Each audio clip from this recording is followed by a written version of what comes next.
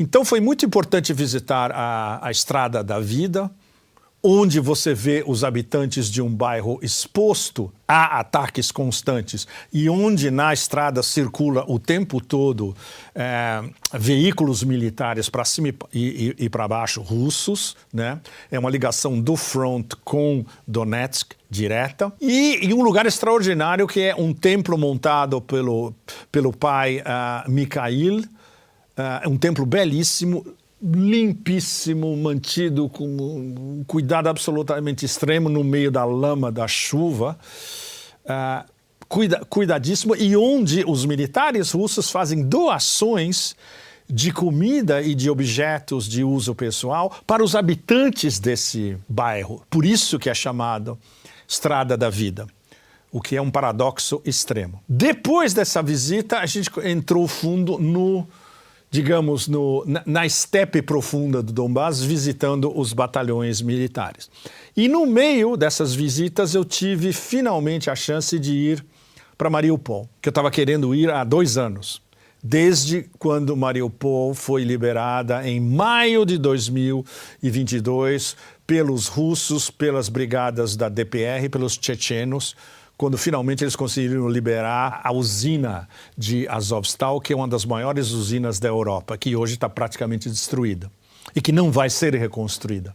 Mariupol, basicamente, já está sendo reconstruída, e isso foi incrível. Você está numa rua, em várias das ruas de Mariupol, mesmo do centro, à esquerda você vê um prédio completamente destruído pela guerra, e à direita você vê um prédio foi inaugurado praticamente 1 ou 2 semanas atrás, completamente novo. Então a cidade inteira está sendo reconstruída, inclusive o famoso Teatro de Artes Dramáticas, que foi basicamente destruído pelo batalhão Azov, que estava concentrado lá dentro, tendo civis como reféns, até que os russos conseguiram desalojar.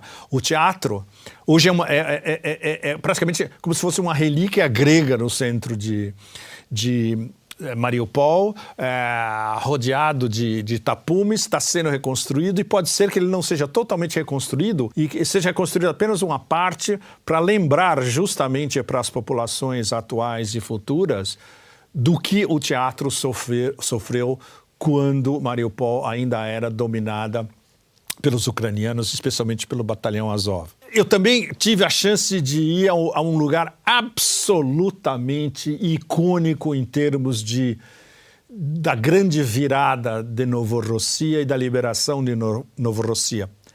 A antiga entrada principal de Azovstal. Eu gravei um pequeno vídeo na frente da entrada. Foi na frente dessa entrada, hoje destruída justamente, que os remanescentes do batalhão Azov se renderam às milícias do DPR, os chechenos e os russos, em maio de 2022. Eram mais ou menos 1.700, vieram em fila indiana, depositaram as suas bagagens, as bagagens foram revistadas, e essa foi a rendição formal de todo mundo que ainda tinha restado, que ainda não tinha sido incinerado dentro de Azovstal, que é um complexo absolutamente enorme. E a extensão dá para você ver a gente estava no porto de Mariupol, onde à direita do porto você vê uma cena de uma praia praticamente intocável, como se você estivesse numa praia do hemisfério sul. À esquerda é o porto. Aí o porto se prolonga pela costa longamente, você atravessa uma ponte e depois que você atravessa a ponte e dobra à esquerda, começa a Azovstal. Então toda essa área, eu diria que é pelo menos uns 25 quilômetros pelo menos. Toda essa área teve que ser liberada pelas milícias do DPR, pelos chechenos e pelos russos, digamos, em 3 meses, foi mais ou menos de fevereiro a maio de 2022. E foi uma batalha encarniçada, dificílima, e finalmente as forças de Donetsk prevaleceram. Então foi muito importante ver justamente o ponto crucial na frente da ex-entrada de Azovstal. Aí voltando, na noite onde nós voltamos, e chegamos de novo a Donetsk, aconteceu, digamos, um pequeno milagre. Um ícone preciosíssimo da Virgem Maria, Mãe de Deus, que é respeitadíssimo na Rússia inteira e que foi doado para todo mundo em Donbass pelas forças especiais russas quando elas vieram em 2014. Isso é super, super importante, faz parte da iconografia e da magia da guerra em todo esse front em Donbass. Esse ícone ele é itinerante, ele passa de mão em mão e ele aparece em locais inauditos, do meio do nada, e depois desaparece. E ninguém sabe de onde ele veio e para onde ele vai na sequência. E é uma rede de pessoas que se conhecem, que passam o ícone de mão a mão, mas elas nunca sabem para onde o ícone vai na sequência. E nós tivemos muita sorte, porque uma das fontes dos meus anfitriões de batalhões cristãos ortodoxos disse, olha, um amigo de vocês vai receber o ícone na hora tal e ele vai estar com o ícone na hora tal. E a gente chega num estacionamento, no meio da neve, da chuva, no meio da noite, e de repente aparece o nosso amigo carregando o ícone.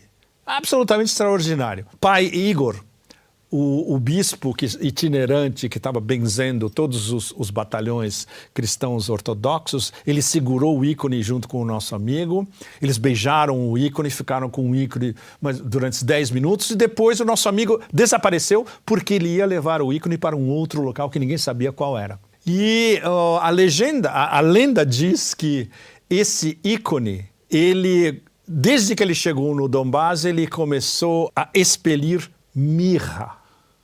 Vocês lembram dos reis magos, né? Incenso, ouro e mirra. Ele começou a expelir mirra porque ele estava chorando, contemplando o destino da população de Donbass.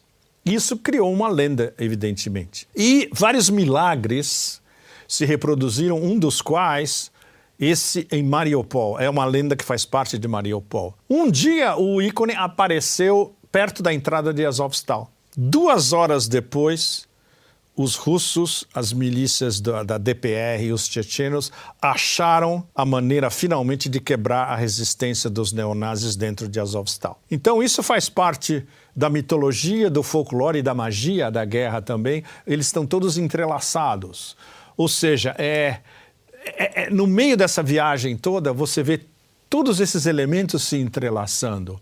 A resistência do povo do Donbass, a fé de todos que se alistam voluntariamente, assinam um contrato no Ministério da Defesa e vão defender a sua terra legalmente e por contrato, voluntários. Por exemplo, eu conheci uma médica voluntária de um dos batalhões que antes ela tinha uma posição oficial super confortável na Rússia, dentro de uma administração municipal na Rússia, ela largou tudo para se alistar e ser uma médica voluntária de um desses batalhões cristãos ortodoxos. E você vê fundamentalmente a força da ortodoxia cristã russa manifesta nessa defesa da terra e nessa capacidade de um sacrifício extremo para defender a terra e os valores da civilização russa. E a gente está falando de 1000 anos de civilização russa.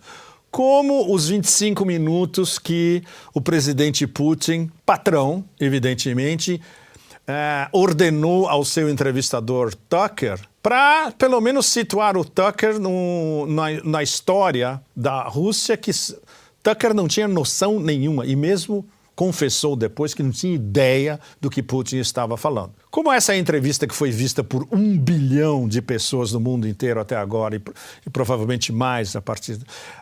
A ilustração prática do que Putin declarou nessa entrevista, da sua aula de história de 25 minutos, você vê no countryside, no Donbass profundo, vendo e conversando com esses batalhões cristãos ortodoxos, especialmente conversando com os comandantes. Eu tive a honra de poder ter conversações com alguns dos comandantes e depois, a última conversação, que foi particularmente impressionante, com 2 dos principais comandantes num compound no extremo de Donbass, no extremo oeste de Donbass. A gente chegou no meio da noite sem farol, sem iluminação, sem luz em lugar nenhum, porque isso não pode ser identificado pelos drones ucranianos de maneira nenhuma. É um compound secreto onde eles têm reuniões secretas. E aí nós fomos recebidos e eles nos ofereceram um jantar militar super simples e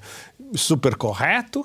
E quando começamos a conversar, vários temas. A entrevista do Tucker, que todo mundo viu, evidentemente, eles disseram, bom, tudo que o presidente Putin falou não é novidade nenhuma para nós, é uma novidade para os americanos. E isso é um bom sinal. Quem sabe muitos americanos vão aprender dessa lição de história detalhada do presidente Putin. Nós falamos de Avdiivka, onde eles disseram que justamente é uma questão de dias e no máximo semanas que vai cair. Eu perguntei diretamente por que a Rússia e por que a DPR não bombardeia Avdiivka de cabo a rabo e acaba com essa história.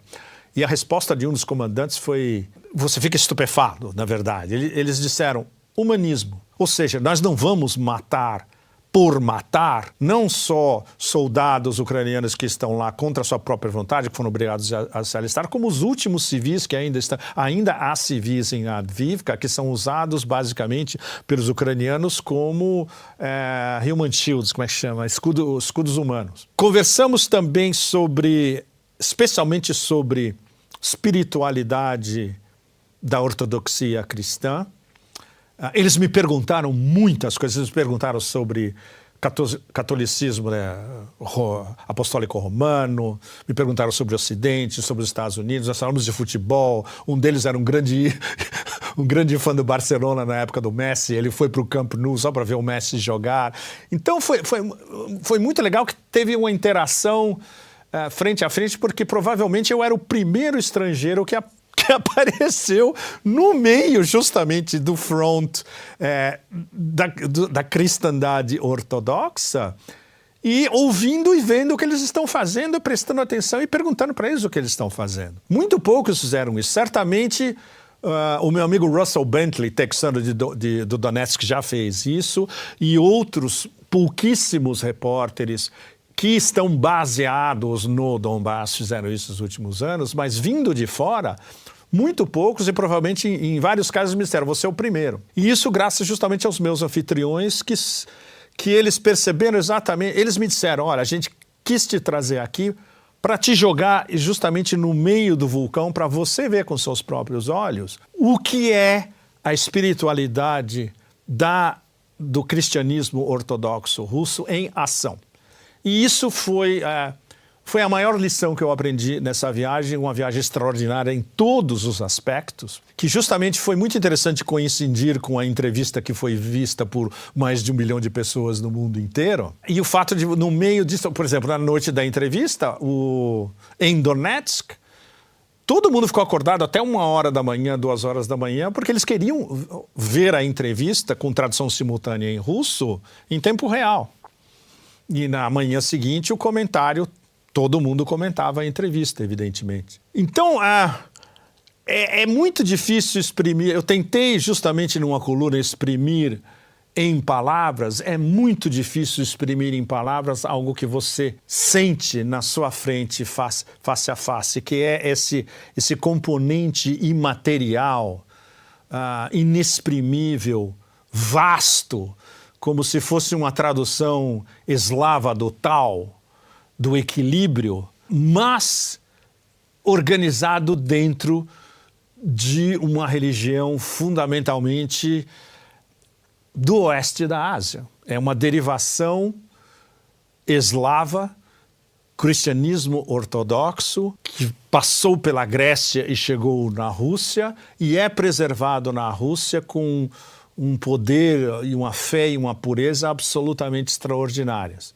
São esses momentos bergmanianos de morangos silvestres que a gente cultiva na vida, né? Essas iluminações especiais que vêm de algum lugar especial justamente, que nos ensinam, mesmo depois da gente achar que viu tudo na vida, em várias latitudes, e você aprende algo inexprimível e profundamente tocante, justamente nessa terra negra, rica, extraindo riqueza da terra negra, rica esse tempo todo, mas sempre confrontada com instâncias de guerra o tempo todo, e que agora talvez esteja chegando a um ponto de inflexão histórico único, porque é nessa terra negra que eu acabei de visitar, com esse povo extremamente forte e espiritualmente ainda mais forte, que essa tal regra,